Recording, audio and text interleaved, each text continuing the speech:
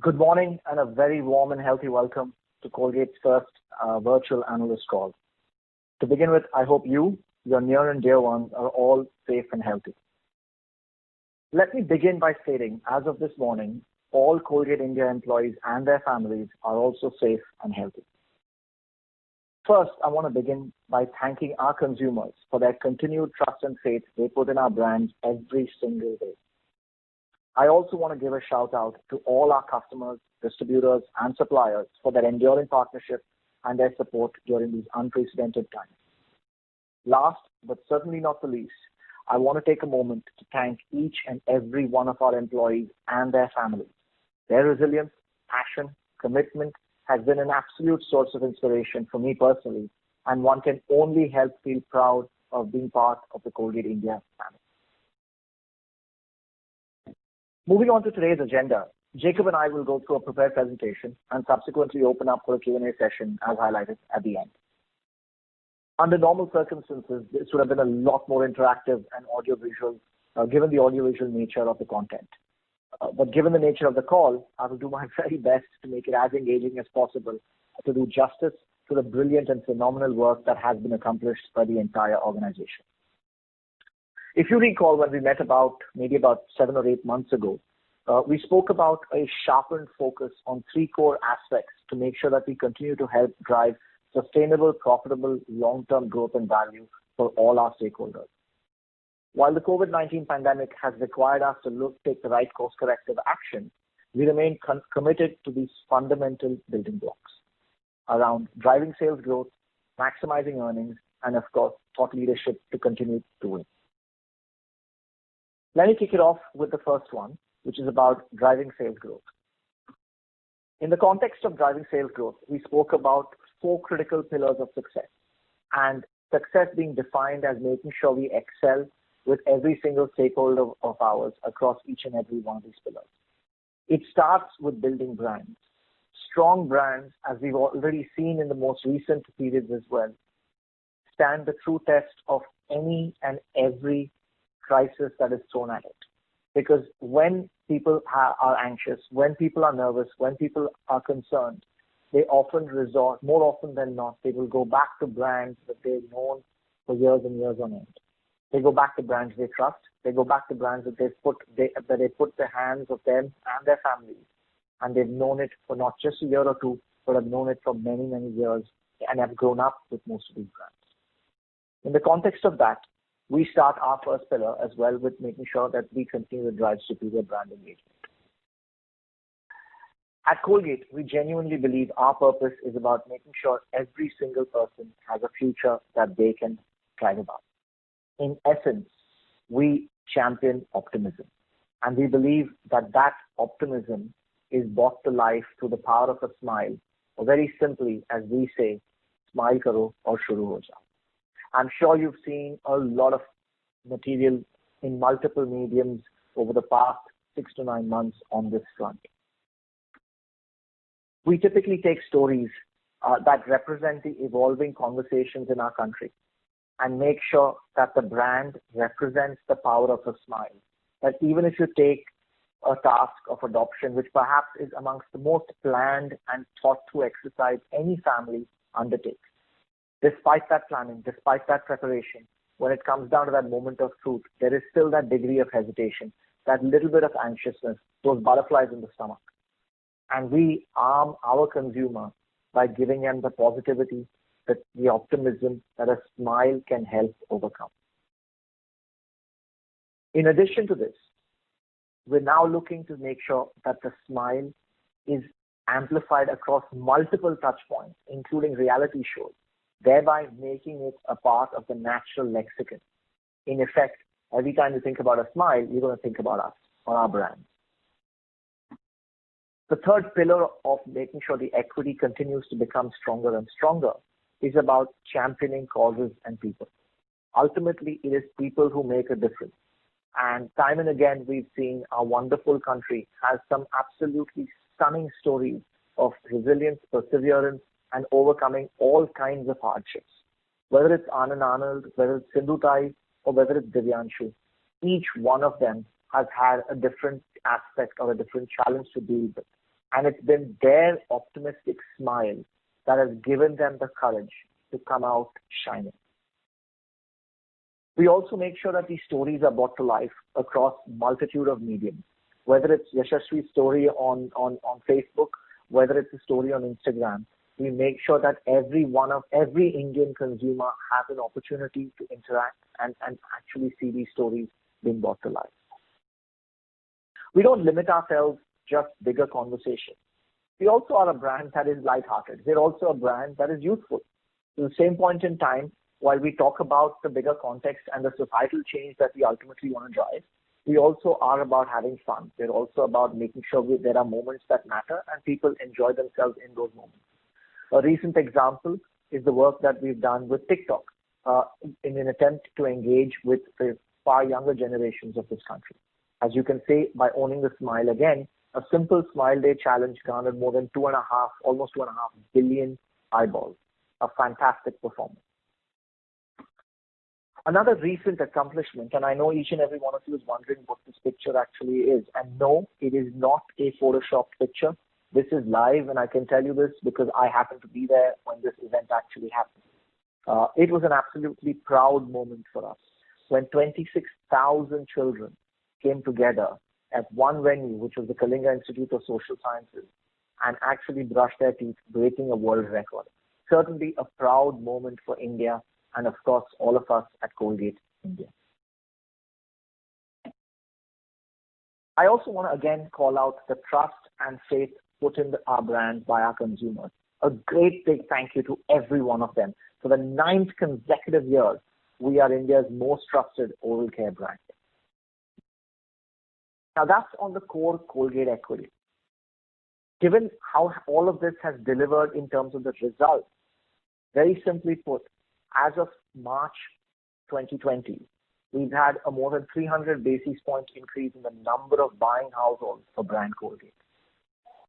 Not only that, so not only are we in more homes today than we were, we're also strengthening the resilience in terms of the love our consumers have for the brand, with a 160 basis point increase on the strength, the brand love as well during the same period of time.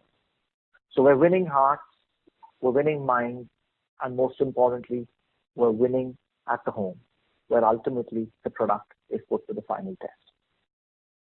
While we go about building the equity, we also want to make sure that every single person, no matter who you are and what part of our portfolio you buy, we have something that is meaningful to offer you. In effect, we have a portfolio that caters to just about any and every single person in this country.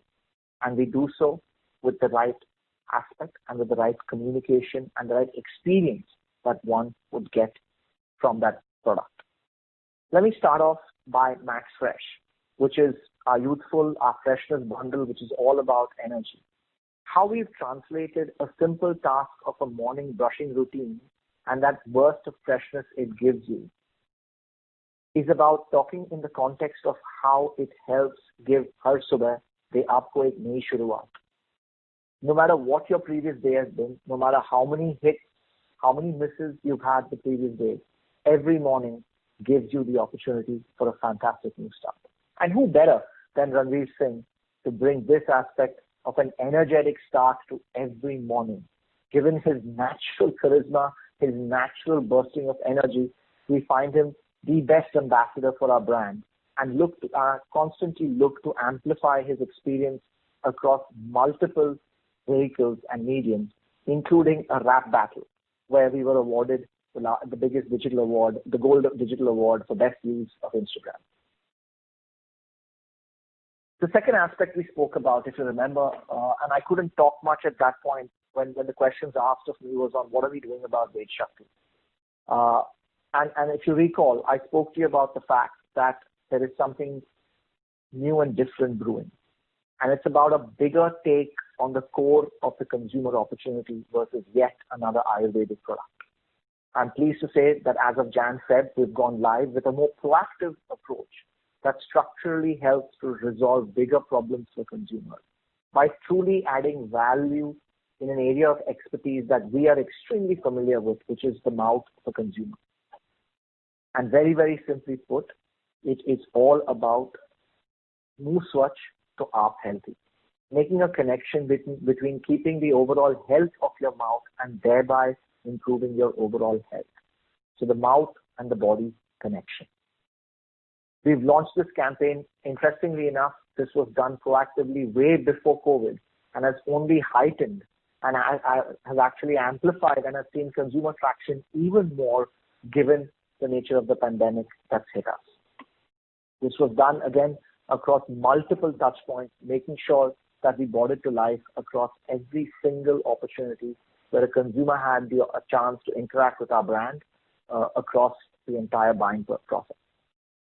The results, before I jump into the results, we also had a mega sampling program going across to 400 plus towns across the country and a massive 70 million samples in order to maximize trial opportunities.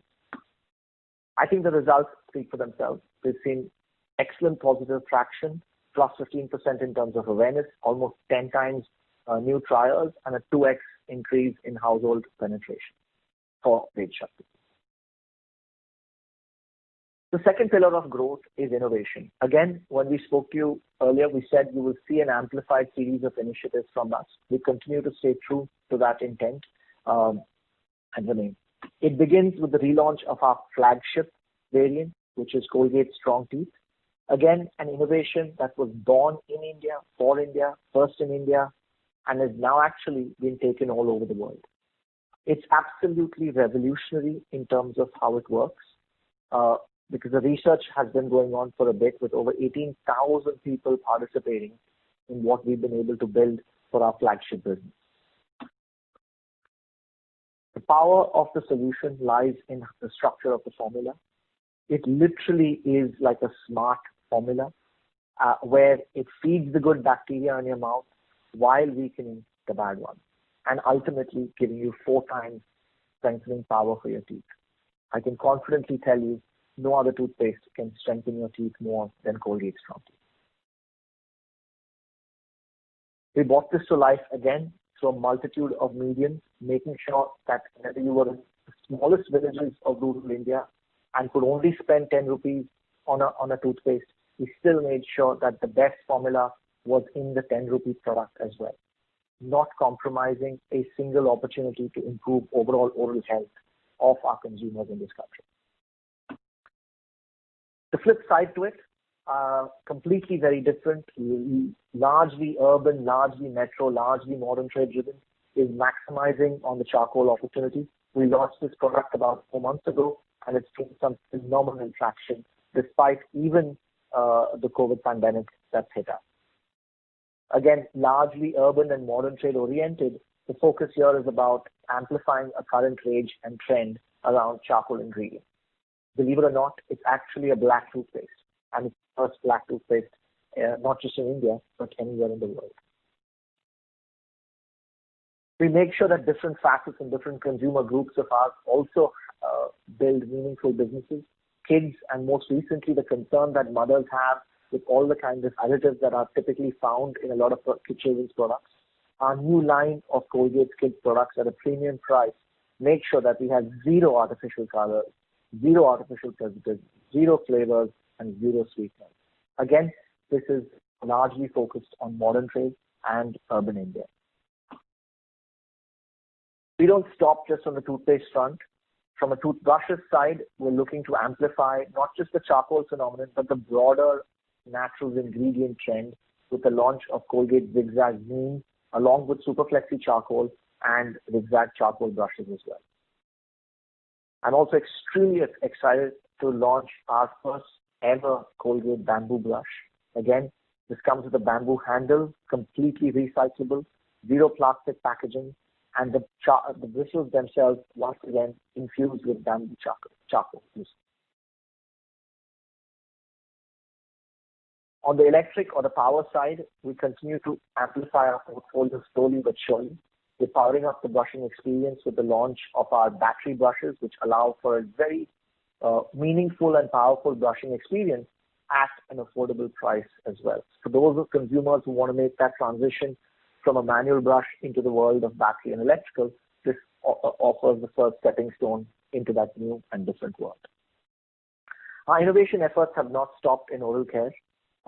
We've broadened our entire Palmolive franchise with the launch of luminous oils. Originally began with just shower gels. We've now extended that from body wash into shampoos and, more importantly, into liquid hand washes as well. The newest addition to our family, Palmolive sanitizers, literally conceptualized, built and shipped in a record time of less than 2 weeks, all done in April. It's already in market.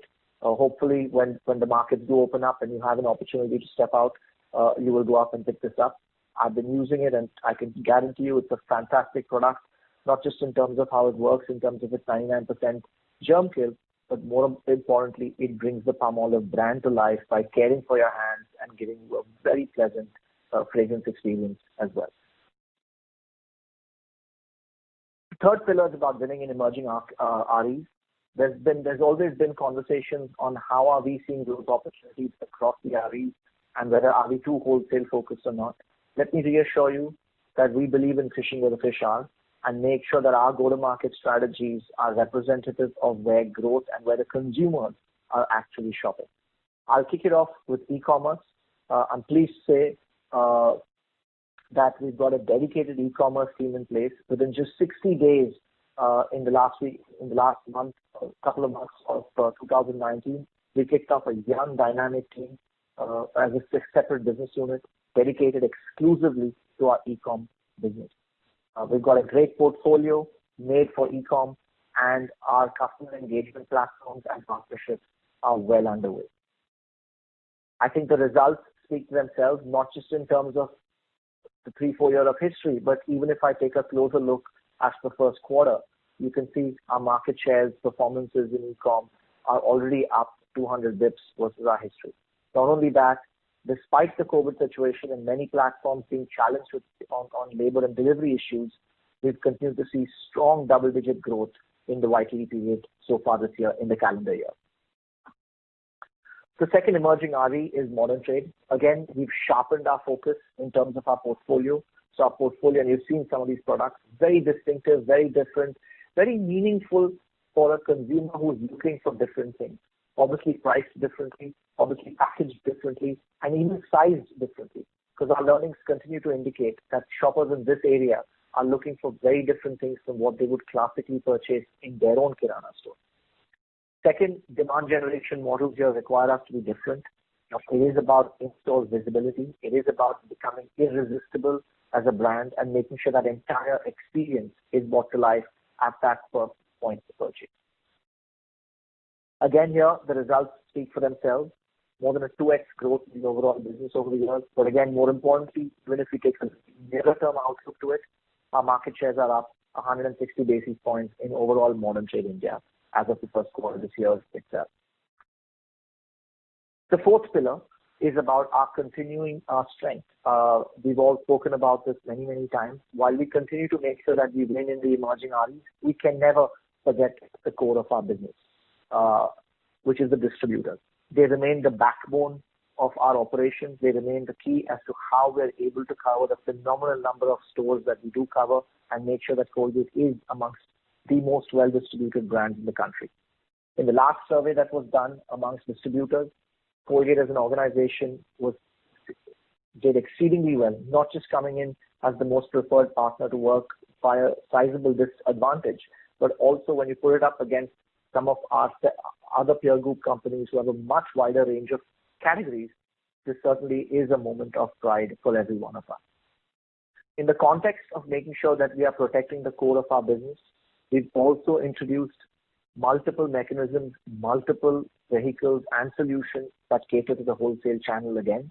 Once again, with an amplified focus on building the brand, its loyalty, both not just with the final consumer, but also with the retailer themselves.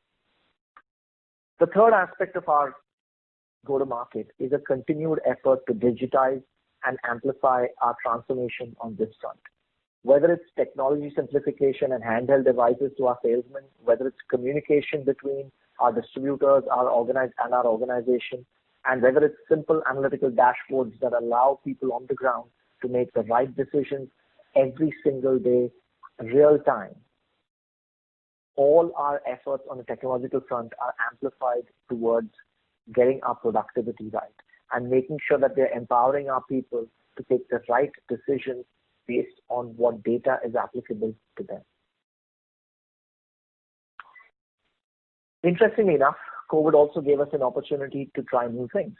So over the last couple of months, we've had multiple partnerships with so-called last milers or even other delivery partners, where despite where sometimes our own distributors have been challenged in terms of labor, we've been able to work with Links, LoadShare, Dunzos, and Swiggy's, Ubers, and Zomatos to help with delivery, whether it's from our distributors to the store or in some cases even from our distributors directly to our consumers. Last but certainly not the least, we're also looking at contactless distribution solutions, whether these are through apps or through leveraging the power of WhatsApp, making sure that, again, in a post-COVID era, we come out first and ready for what could be a very new and different distribution model. With that, I now hand over to Jacob to take you through the next part of the presentation. Thank you, Ram, and good morning, everybody. So, our financial strategy, no change to that. Drive top line, drive gross margins, take non-variable overheads down, invest behind advertising, and drive operating profit up. So, the Q4 results, you had a look last year. We were tracking quite well till the last couple of weeks into March. So, net sales was down 7.4%. Gross margin at a healthy 64.4%. Advertising 14.6%, a steep increase versus prior year trends. EBITDA close to 25%, and profit after tax up 3.3%. If you look at a full year basis, net sales was up 1.2%. Gross margin at 65%, which was 20 bits up. Advertising at 14% is at the highest we've ever been, and we've been upping our brand engagement and communicating the innovation that Ram talked about. EBITDA at healthy levels, 26.8%, and profit after tax up 5.3%. Net sales, CAGR of 9% over the last 10 years. While gross margin continues to be a good story, despite the fact that we do get a good part of our business from the smaller packs, the LUP packs, mainly sold in rural. We've also been upgrading our formulations. Ram mentioned the Amino Shakti relaunch, so that's been an on-course on margins, and we've done a couple of other big upgrades in formulations over the last couple of years. So we are focused on bringing the best oral care products to this country. Moving on, advertising, as I mentioned, at record levels, we up the level of engagement and communicate all the innovation that's going into the products. EBITDA continues to be healthy around the 27 levels. Profit after tax, CAGR of 7% over 10 years, 816 crores in the more recent period. EPS up to 30 rupees per share, again a CAGR in line with the profit. So dividend per share, again a commitment to returning money to shareholders that we don't need to keep in cash form. So also signifies the level of confidence we have in the company, that during this period also we upped our dividend as per the trend of the last few years. So during this period, things that we normally focus on, but even more focus in this period. So receivables, we've been very sharp on monitoring it and blocking customers if there is any delinquency. Suppliers, we continue to pay on time because we understand a lot of them need the cash to keep the business running during this time. And we also have an active vendor finance program at very competitive rates if they want to be paid in advance. Inventory coverage, it's a dynamic situation. We are conscious of the possibilities that one warehouse may need to shut down sometimes, or one area will be contained. So we are just trying to have that flexibility while maintaining working capital levels. And of course, the cost focus will continue to be a big thing across lines. So that's all I had on the financial piece. I'll now hand it over back to Ram.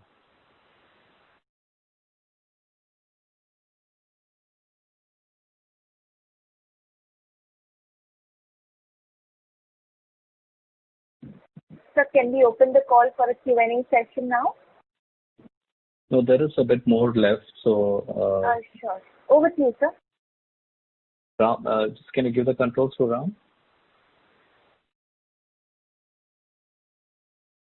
He already has the control, sir. Okay.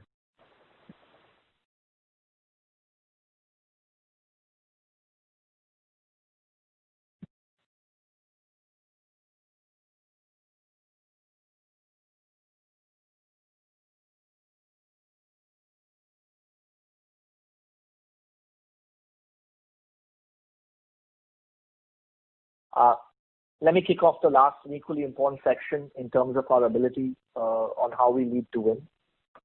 We focus this around three key critical things: our impact on people, our impact in terms of our own performance, and of course, our overall contributions towards a sustainable and healthy planet in the future. In terms of our people, it's only obvious that I kick off with what's probably top of mind for just about everybody right now, which is what has been our response plan on COVID.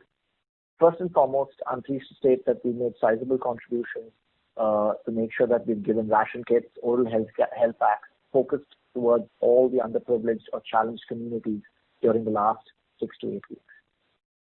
In addition to that, I'm sure you've already read the news that included our name as part of one of the key players working with the government on the entire Suraksha Store initiative, which is all about making sure that hygiene and social distancing standards are followed not just in modern trade environments, but across every single store in this country.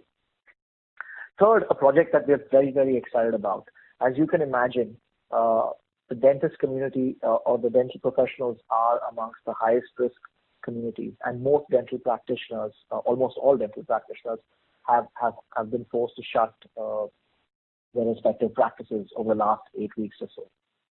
Working with them, what Colgate has been able to do is actually introduce the Dentist for Me, a virtual initiative that's absolutely free of cost to any consumer anywhere in this country who can simply reach out and can get a virtual, or whether it's a visual or an audio conversation or even a chat with the dental profession and give you advice on how you can immediately deal with some of your oral care concerns or issues that you may have.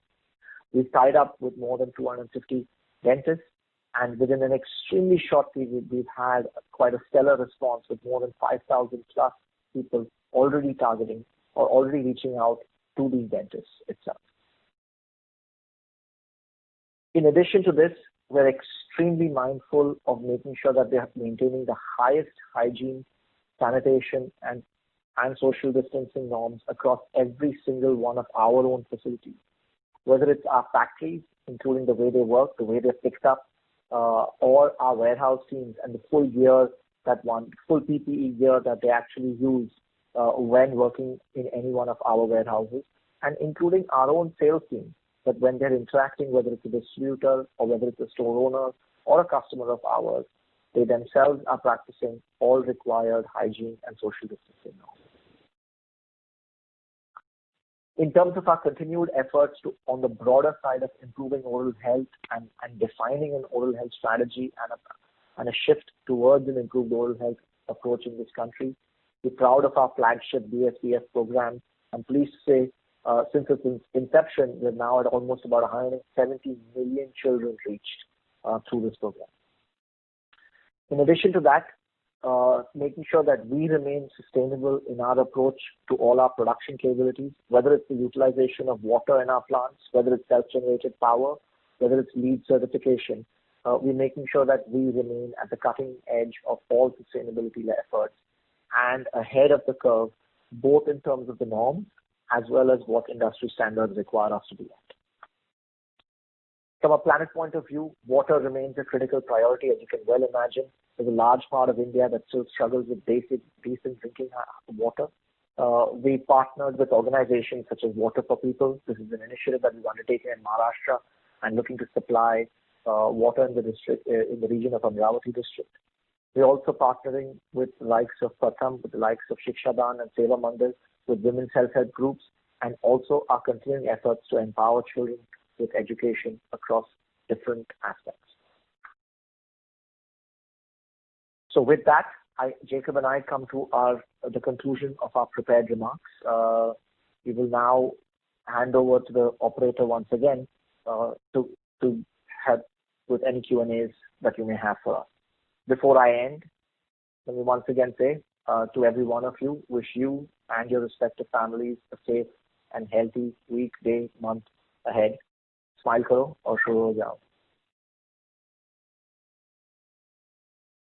Thank you very much. We will now begin the question answer session. Anyone who wishes to ask a question may press star and 1 on their touchtone telephone. If you wish to remove yourself from the question queue, you may press star and 2. Participants are requested to use handset while asking a question. Ladies and gentlemen, we will wait for a moment while the question queue assembles. We take the first question from the line of Abneesh Roy from EY. Please go ahead. Yeah, thanks for the opportunity. My first question is on the Palmolive part of the business. So historically, Colgate India has been quite cautious on this with very little mass media spent till now. You are already a dominant leader in toothpaste, and now competition will go up further with HUL handling the GSK Sensodyne part of the business also. So in chemist channel, clearly competition will increase. Plus, because of the COVID, clearly you have also launched new products in Palmolive, and hygiene will become that much more important for the customer. So in that context, because of the new leadership which Ram has provided, and because of all the reasons which I mentioned, will Palmolive see higher ad spends and higher focus than earlier? Hi, Abneesh. Thank you for the question. I would say I think we're cautiously optimistic about our efforts on Palmolive. The advantage we have is Palmolive has a wonderful positive residual memory in India, which is advantageous to us. If you recall, when we last met as well, we spoke about a strategy that will slowly but surely see us bring the right portfolios in the right categories on the Palmolive brand. We don't want to end up being just yet another player in the segment, but we want to make sure that the brand has a meaningful presence in terms of its distinctiveness, one. Second, in terms of its choices of categories and products. And 3, in terms of the overall brand experience. With that in mind, yes, we will continue to make sure that the investments are placed correctly against the consumer audiences that we are going up against. So if it requires us to be metro-focused, it will be metro-focused. But if there are opportunities that are broader-based, we will accordingly make sure that we engage with the right touch points and invest accordingly. Thanks. My second question is on the broader strategy. When we had met Ram 6 months back and today's presentation also, you have said volume growth and margin expansion both are important. Now when I see FY20, the gross margins are fairly stable, which is not bad. But if you see EBITDA margin, there's a dip of 90 bits, and ad spend has gone up by 130 bits. So why in FY20 this broader strategy in terms of margin expansion, and volume growth also has been fairly limited in FY20. Yes, COVID impacted last 2 weeks, but entire year should have been okay. So in FY21, seeing the current scenario, do you see volume growth and margin expansion both possible? So there was quite a few questions in there, Abneesh, but let me try and tackle a couple of them, and I'll let Jacob jump in on the margin and the EBITDA one specifically. Let's talk about growth first. I think even when we met last time, we spoke about a balance between volume and pricing. Very difficult to gauge and predict what's going to be the consumer full payout of COVID. As you can well imagine, we were already starting to see certain categories or category declines, specifically in rural, even in the last 3 trading quarters. So COVID just accelerated that. So I think the full impact of COVID will genuinely be felt only in the next perhaps 2 quarters, between Q2 and Q3, calendar year Q2 and Q3. Having said that, I think our portfolio, and you'll see choices we continue to make, will look to make sure that we bring a portfolio of products that, very simply put, will offer different people different things. So irrespective of who you are and where you are and what your purchase capacity is, we will have fundamentally look to have a solution for you. I think that structurally will give us an advantage in terms of striking the right balance between volume and pricing growth. Jacob, you want to tackle the question on margin and EBITDA? Yeah. So on margin, Avnish, our focus would be to drive gross margins, gross profit up. So that will continue to be a focus. The EBITDA margin, to the extent it's because of changes in advertising, that would be something, we will really need to calibrate the advertising required to, put all the communication through and even some of the other stuff that's doing. So I would say gross margin, yes, it needs to go up. EBITDA, to the extent it's impacted by advertising changes, we would be a bit more flexible. And last question, and in fact, it's a follow-up only. On the new products launched in the last 6-7 months, could you give us some clarity on the performance and the numbers? And on the naturals versus last 1 year, how much has the percentage moved up? Let me jump in. So I think three big, let me start toothpaste first, then I can jump into some of the other categories. So toothpaste, obviously the biggest relaunch has been the flagship, Strong Teeth. So strong performance kicks through going into the back half of last year. We continue to see that trend, and frankly speaking, given the preference and given the sheer distribution and availability that CVC has, we think there's just going to be an organic advantage of being India's single largest toothpaste. And we're already seeing it. If you look at our recent data as well, there's just been a natural tendency from a consumer point of view to go back to CDC. So I think that's the first one. And if you look at, let me build a couple of more points there. Even if I look at some of our structural, very, very core structural indicators of performance, which is household penetration, health of a brand, again, on both those fronts, we're seeing good momentum on CDC. And I think that's always a good indicator. That's on CDC. The second one is on charcoal. Charcoal's been a very interesting journey. Hopefully, Avnish, you've tried it by now. I remember giving it to you as well. And hopefully you're enjoying it and I've become a loyal user to it. But it was launched literally December, Jan, with a very aggressive modern trade strategy and a metro focus and obviously a very digitally oriented advertising platform. Was off to a flying start and despite COVID, despite all the challenges of COVID, it's actually on a national urban basis hit a 1 share in modern trade within just 3 months. To us, that's very encouraging. Not only in terms of its uniqueness as a bundle, but I think given the fact that it's a 100 rupee toothpaste, and despite all of this, it's doing well. The third one on Palmolive, again, luminous oil doing well in the markets and in the stores that we have it in.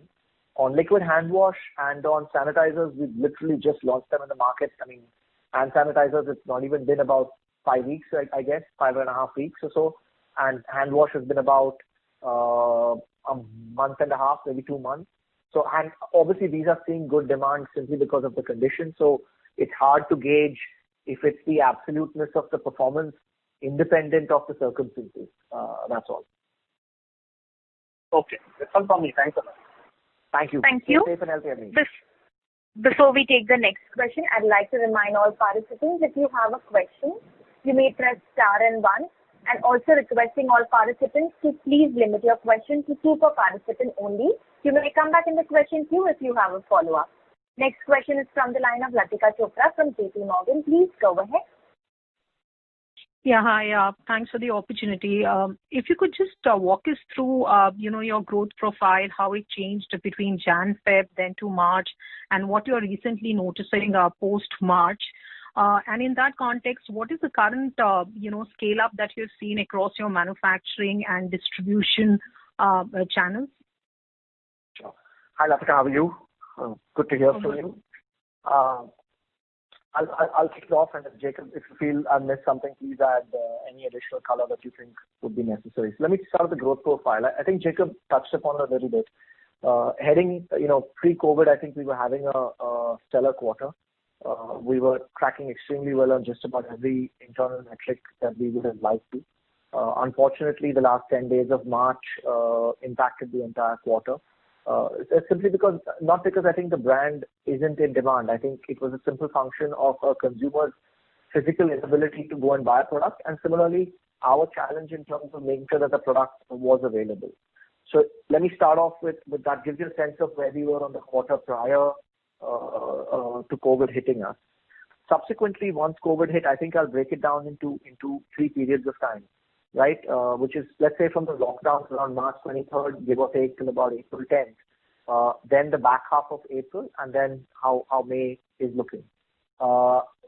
And the reason I'm breaking this down, because as each of you probably know way better than I do, in each of these phases, there were different larger macroeconomic factors at play, including all the practical challenges one has, in dealing with any crisis of this sort. So during the lockdown, I think the first week was particularly challenging, simply because there was not enough clarity on what essentials were not, how would people shop, who can operate, who cannot operate, so on and so forth. So it was pretty much a period of settling in. I think once that got clarified, things started to improve in the back half of April. Simply put, in the back half of April, the problem shifted to something a little different, which was more operational in nature, which is number one, labor coming back to work, whether it was at our plants, whether it was at our warehouses, or whether it was even our distributor operations, or even our customer operations. So even a lot of our direct customers had a lot of their stores shut. As a result, the opportunity, the physical number of stores in which one can supply product was quite dramatically reduced. So I think that was the context leading into the back half of April as well. A labor challenge, and a labor challenge that got amplified specifically, at least at our factories, not because of the labor's desire to come or not come, which was one part of the problem. But beyond that, as you can well imagine, even if we have a plant, our Sri City plant, for example, technically is in AP, but our associates come from not just the district of AP where the plant is, but the neighboring district, and as well as some of them also come across from Tamil Nadu. You can well imagine the challenges we faced in terms of not just the interstate, but also the intra-district movements that was allowed or not. So I think the back half of April really was about more operational in nature. But again, I would say that we saw things coming back, and we were able to get our operations kicked off quite successfully. The third part of it is, which is, let's say, from an April 20th onwards all the way through to May, our single-minded focus really has been on stock availability at store. The encouraging piece of news for us, at least, is the resilience and the strength of the brand has come through in shining colors. We've seen a continued demand for brand Colgate, which is fantastic, and a shout out to our consumers for their continued trust in us. I think we've seen that demand continue to exist. So our real focus has been about stock availability. We're managing this on a very, very granular basis. This is done in the context of literally 730 political districts of the country, defined by their zonal colors, and then how our particular operations are geared towards making sure we have product available. Our plants are up and running. We're somewhere between 70 to 80% capacity output over the last in the recent periods. That you can imagine that was significantly lower in April. A call out to our customer service and logistics team. Actually, our warehouses went into effect way earlier than anybody else's did. And despite having tremendous challenges, whether it was limited working hours, availability of trucks, availability of labor, what we were able to manage to do, and I think Jacob touched upon it, is we intelligently managed to hold the right inventory of the right SKU at the right location. That helped us tremendously in continuing to cater to demand that existed. Jacob, I don't know if there's anything else you want to add. Yeah. So the other piece also on the manufacturing side, we're focusing on the few really fast-moving SKUs. So there's a brutal prioritization going on in terms of manufacturing side. So that's been another big focus for us. Thanks, Ram and Jacob. Just the second question was, how are you thinking about, the disruption on the wholesale channel? Your salience in that channel is on the higher side. So how are you thinking about that? Does it get disrupted for long? How could you mitigate that, particularly feeding into the rural areas? I think honestly, we see it as an opportunity and as a strength, Latika. The reason I say it is on two fronts. Let me step back first and talk about the bigger picture, and then I'll come back specifically to how we see wholesale. So on the bigger picture, like I said, there's been a demand for the product and our brand. As a result of that, just like water, ultimately even our products will find their way. So what we were able to intelligently do was make sure that we channeled our capabilities from a go-to-market point of view, whether it was through direct coverage, whether it was through leveraging of cash and carries, or whether it was even about talking to some of our, what we call our beat wholesalers versus the wholesale mandis. I think channeling our distribution towards those allowed us to make sure that the product remained available across the supply chain. I think that's the macro piece of it.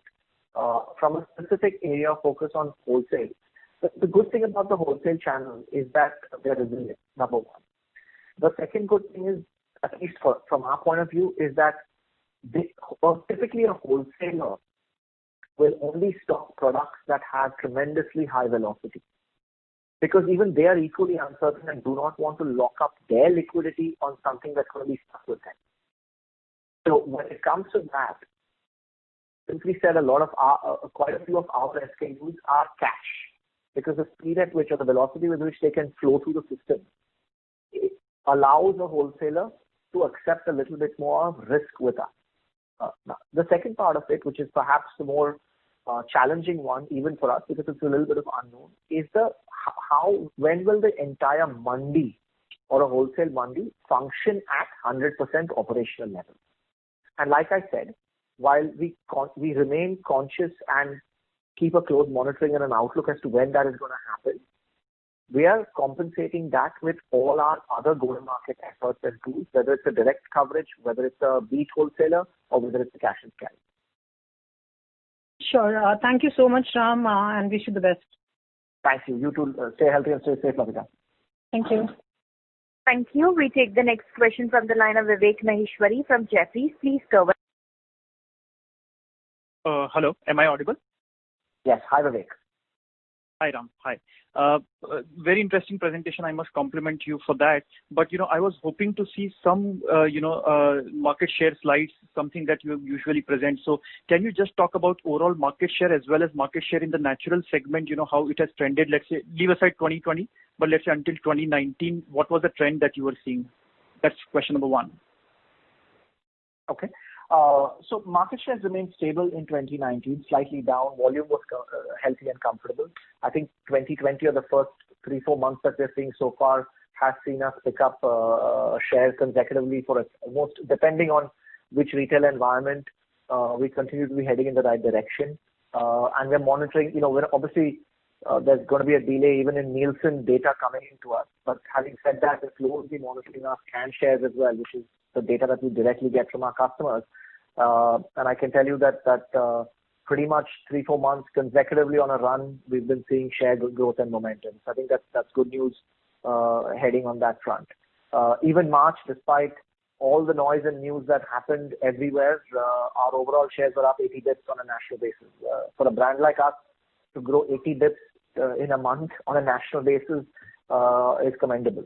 So I think that hopefully talks to the point on broader market shares. On naturals, early days, but very, very encouraging. From an overall share point of view, we're up about, I think, 20 or 30 bits. I think overall it's about 3 share points, close to 3 share points of the overall Ved Shakti franchise. Our new platform and the new positioning that we've undertaken has literally kicked off only about 3 months ago. So I don't have broader national numbers as yet, or enough data points to have a sense of how successful it's been so far. What we do have are, again, early indicators from some of our modern trade customers. And I can't reveal those numbers because they are unfortunately confidential, but I can tell you this much, that the momentum has been significant. and if that's an indicator of what could be national performance, I think we're on the right track. Obviously, we have to continue to make sure that we keep the pedal to the metal, because you can imagine we're going to have competitors who will be coming after us on that front. Sure. And the second thing is, slightly long term. So not, I know 2020 is going to be a tough one, but, and this is a question I have asked, the past CEOs of Colgate as well. So, one of the worries that investment world is about, the higher penetration levels both in urban as well as rural, which is where, per capita becomes more important. So, but as an urban consumer, I haven't come across any, social media ads, be it YouTube, Facebook, Twitter, where you are urging your consumers to actually brush twice a day, given, such a low penetration of night brushing. So what are your thoughts on that piece, because historically I've never got a clear answer from the management, to be honest. Okay, I think you answered the question as well, Vivek. I think first and foremost, are we aligned with you that per capita consumption is a big opportunity? Absolutely, no question about that. Are we doing something about it? I think if you remember, that's why I started off with the BSBF program. If I take a historical outlook to it, BSBF, yes, you're absolutely right, was largely rural oriented. And even there, we focused our efforts mainly in those states where per capita consumption and even penetration was significantly lower than national averages. So, it's like comparing TN Maharashtra against the UP Bihar. And obviously, we were channeling our efforts there. What we've done now is we've repurposed our visits, and we ran 2 pilots actually in Delhi and Mumbai. So going exactly to your point, these 2 were put into place in the back half of last year, specifically going after an urban India initiative. If I remember my numbers correctly, I think we had about 4.5 or 5 billion contacts just in these 2 cities. Early results were again positive from an early indications point of view. We're now framing those 2 pilots into a more sustainable strategy. They're very close to doing a few things and signing a couple of deals. I can't talk about them right now, but I think we're very aligned with the thinking that per capita consumption remains a massive opportunity for us. Now, and the category itself. Now, having said that, I think the unpredictability for us and for anyone, I guess, is where will the fallout of the pandemic end up? Will it impact rural consumption? Will it hurt liquidity? We don't know that as yet. But we do believe that the urban shift or the urban amplification, more than the shift, I shouldn't say shift because we're going to continue with our rural BSBF as well. But I think the urban amplification is the right thing to do, and perhaps the lower hanging fruit if I take a longer term perspective to it. Sure. Thank you and wish you all the very best. You too. Stay safe and healthy. Thank you. We take the next question from the line of Vicky Punjabi from JM Financial. Please go ahead. Hi, Ram. This is Richard here. Hi, Richard. I just wanted your view on your distribution, strategy. I mean, if you look back at the last few disruptions that we've had in the country, going back to demonetization. I know you were not there at that time, but I guess you would have looked at the data. Hello? Richard, I lost you. Yeah. Ram, can you hear me? Yes, I can now. So what I was talking about was with regards to how you typically end up in a disruptive environment. If you go back to demonetization in November 2016, and I know you were not there that time, but I'm sure you would have looked at the data and also how things panned out for Colgate in this current disruption. Do you think your distribution strategy, vis-a-vis the wholesale dependence, which I guess is higher relative to some of your peers, do you think that is something that needs a revisit? And and in the light of what has been happening, do you think that that you would want to go for a revamp of the whole distribution strategy, direct distribution, wholesale dependence, or other such stuffs? Great question, Richard. So let me start by saying a couple of things. I think you're spot on. When we looked at we did as a team, as COVID was looming around the corner, we did look at all the learnings that we had as a group and as an organization. And despite my not being there, we've got an unbelievable team that that took us through that point in time, right? So their learnings did exist. So two things that we learned. I think the first learning was brand salience, Richard. Jacob can correct me if I'm wrong, but one of the things we had done during Demon was we actually pulled the brand off air. And I think one of our biggest learnings was that was a mistake. It took us almost about 3 months to regain that salience. This time we learned that lesson and we did not. So we've continued to advertise. And I don't know if you happen to be watching all mediums, you should be hopefully seeing a hell of a lot of advertising from us. I think that's the first thing on the brand, because ultimately everything comes down to demand, right? Only if a consumer is going to create the demand for us are we going to be able to fulfill it through a go-to-market system. So I think that was the first learning, is make sure the brand remains salient, one, and is talking about specific solutions towards today's needs. And I think we hit the right chord on both fronts. On the second front, I think the second learning which we had was we knew about the dependence on the wholesale that we've had in the past. So what we had already done structurally going into Q1, irrespective of a COVID, was as we had put the growth pillars into place, we were literally looking at each retail environment as a standalone, identifying what would be its growth trajectory, who would be the shoppers, where would that source of business come from, and therefore what should be our portfolio, our plans, and our effort on that front. So I spoke about a few of them. So we structurally broke the market down into modern trade, e-com, and of course, even in the general store, you've got what we've defined now as an indirect modern trade. So a lot of Kirana stores, specifically if you go to the south, you will see a lot of classic Kirana stores who in some form or manner converted them into an environment where a consumer can walk in and actually interact with the product. So what we are calling indirect modern trade. And then, of course, you have your classic Kiranas, your general stores, which are all serviced through the wholesalers. So I think exercise number one in the learning process, which was more a proactive approach to a strategic think on how we're going to grow the business and the portfolios across these respective REs, happened before even COVID even hit. And frankly speaking, some of the numbers you saw that we put up, whether it was e-com, whether it was on modern trade, is a result of that. So we repurposed ourselves both from an organization point of view. I spoke a little bit about it. We literally dramatically ramped up our e-com organization. I can tell you it went up 3-4 times in terms of number of people in 60 days between November and December. Thank God we did that. Despite whatever happened to some of the platforms, we are very, very strong and stellar double-digit growth on that platform. Similarly, on modern trade, again we've got feedback from most of our customers saying we've managed the crisis well and we've been able to put the right things into place at the right time. On the wholesale front, the other part of the comment I will leave you with is that, remember, while our wholesale dependence on a national average may be slightly higher, and it's not that much of a delta more than others, by the way. It's not like they're at a 100 index and the others are at a 50. It's not that dramatically different. Where it varies really is in the north and the east of the country. Now, in the north and the east of the country, that's where the wholesale dependence is a little greater than the national average. And I think there's where the bigger and more longer term opportunities lie for us.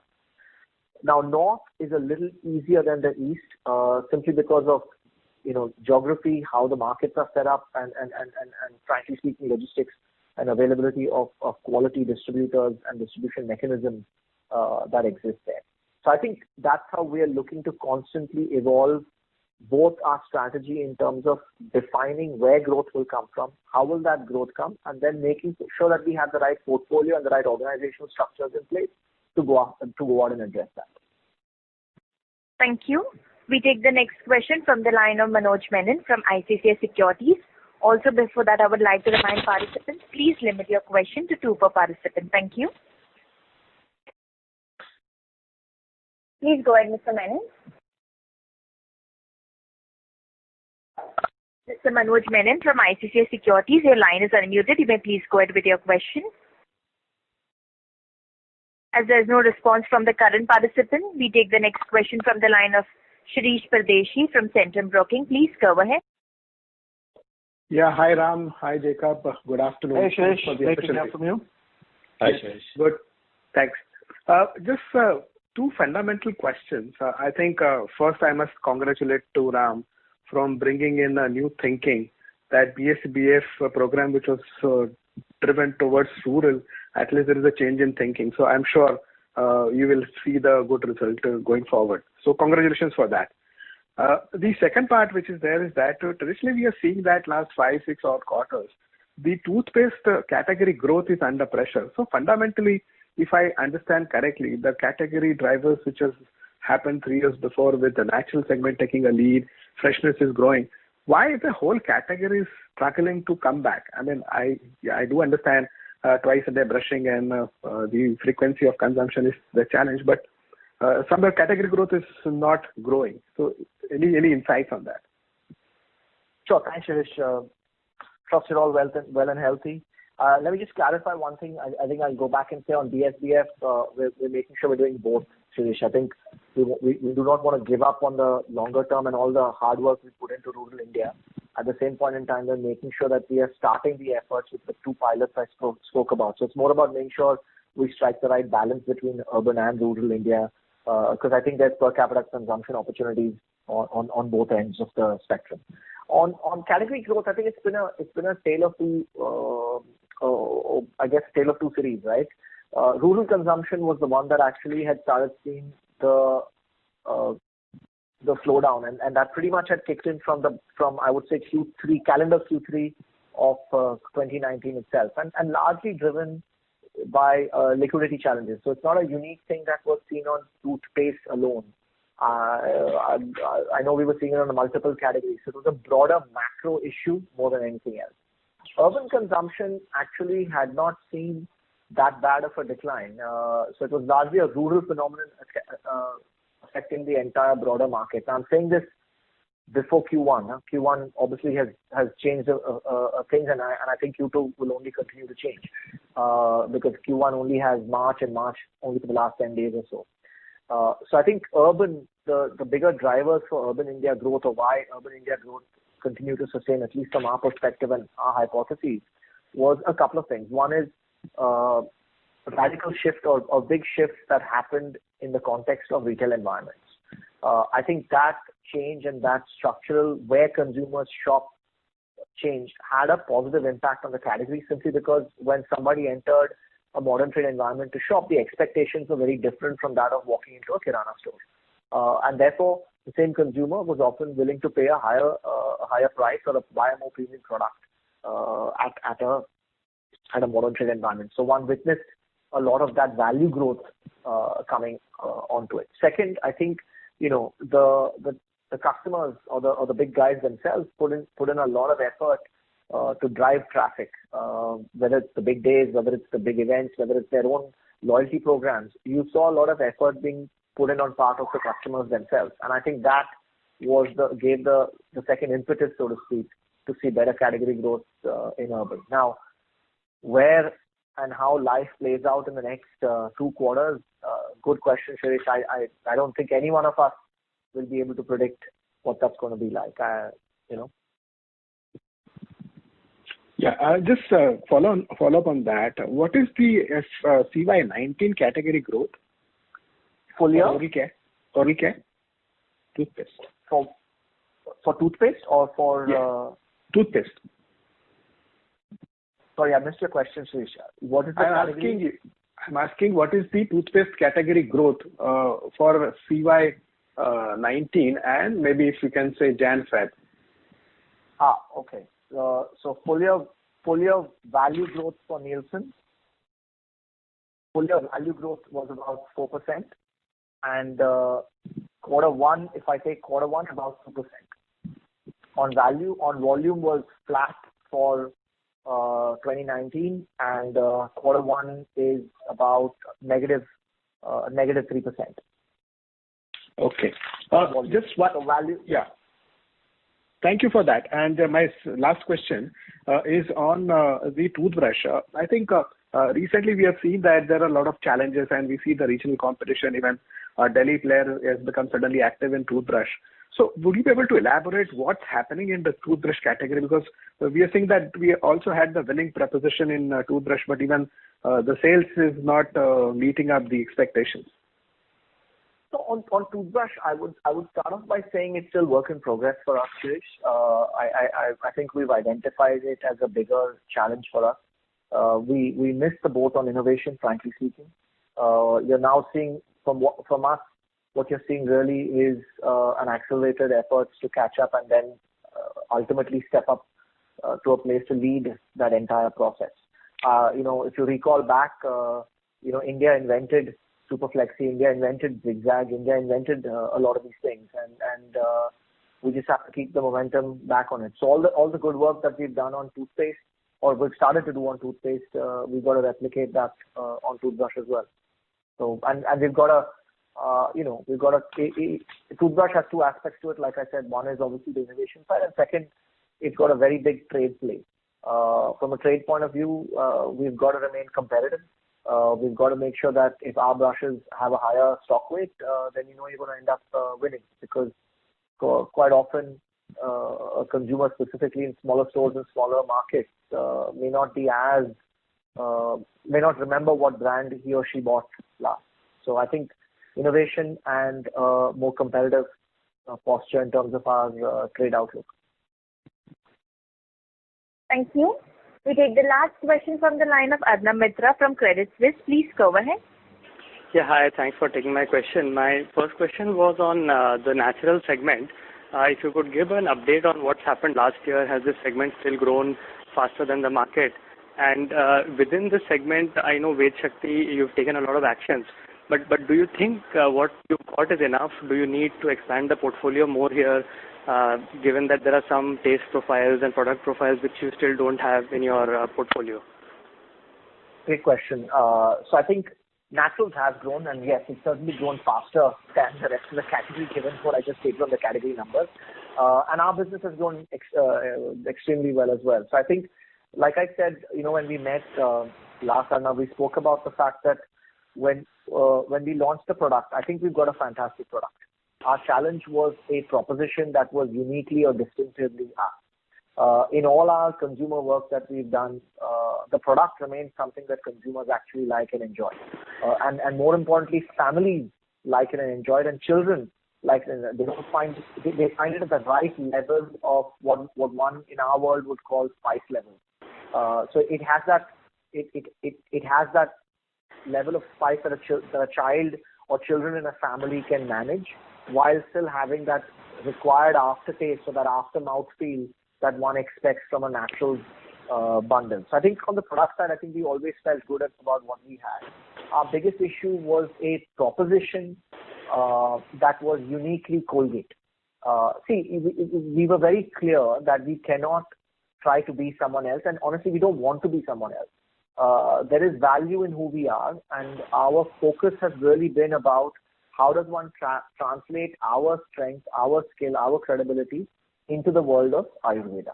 And I think that's what you're seeing when it talks about, when you talk about our new campaign, when we talk about Move Swachh to Aap Healthy, which is we are actually fundamentally building the connectivity between having a healthy mouth and the impact it has ultimately on the overall health of your body. So I think, let me start by saying, we believe we've hit the right consumer chord when it comes to the platform that we've gone after. So I think that's the first part. Now, your second question is there more? All I would say is, abhi picture baki hai. Watch the space, and I'm sure we're in it to win it. So let me put it that way. Okay, and just my last question was on the value-added toothpaste segments, things like Total, Sensitive, Visible White, which had taken a bit of a beating in the last 2-3 years. Have you seen any kind of a comeback there? Any efforts from your side which are seeing results there? I think charcoal was the first effort on that front, and like I said, I think if I take a bigger, broader step back from a growth opportunity point of view, our overall growth posture is about balancing what we call the core of the business along with the new innovations or the new platforms of the business. We have to strike that right balance and are constantly tweaking the right-hand side, which is the new platforms, looking for opportunities that are meaningful enough, scalable, and where we have a genuine advantage. Charcoal is a great example on that front. And the second natural play out of this is as e-com, as modern trade continue to grow in size, scale, and overall salience to the market, you'll see us introduce more and more parts of the portfolio, and as like we would internally say, horses for courses. Okay, thanks, and all the best. Thank you. Thanks, Anand. Thank you. Thank you. Well, ladies and gentlemen, that was the last question for today. On behalf of Colgate Palmolive India Limited, that concludes this conference. Thank you all for joining us. You may now disconnect your lines. Thank you.